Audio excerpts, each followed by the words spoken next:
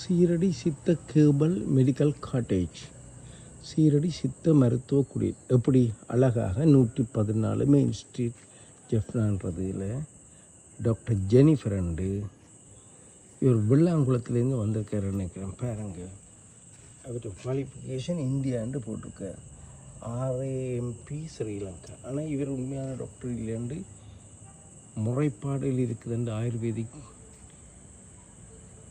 ஆணையாளருக்கு கொடுக்கப்பட்டு கதை நடந்தது. எனக்கு பிறர் கூறியிருக்கின்றார்கள். இப்போ பிறகு லைட் எல்லாம் போட்டு ஆள் இல்லையன்று தான் கதை. ஆனால் ஆள் இருக்கிறார். ஏகப்பட்ட ஆட்களை வெளிநாட்டுக்கு அனுப்புகிறோம்ண்டு.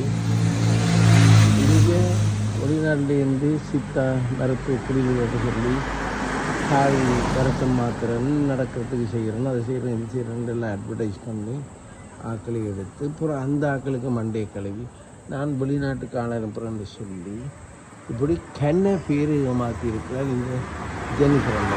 அது மட்டும் இல்லை, இந்த ஜெனிஃபர் என்ன செய்யிருக்காங்க,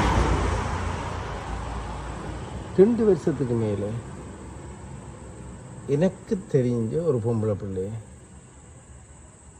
கம்போடியாவில் கொண்டு 33 லட்ச ரூபா காசு அந்த பிள்ளைகிட்ட இந்த நகைகள் எல்லாத்தையும் பறித்து 2 வருஷமாக ஒரு ஜெயிலுக்கு போட்டு வைக்கிற மாதிரி மிரட்டலுக்கு அடிபணிந்து சத்தம் போடாமல் இருக்க வச்சுருக்கார். இப்படி 2 வருஷம் காசில் வண்டி இவர் இங்கே வேன் வண்டி ஓடுறார், கார் ஓடுறார், மோட்டர் சைக்கிள்.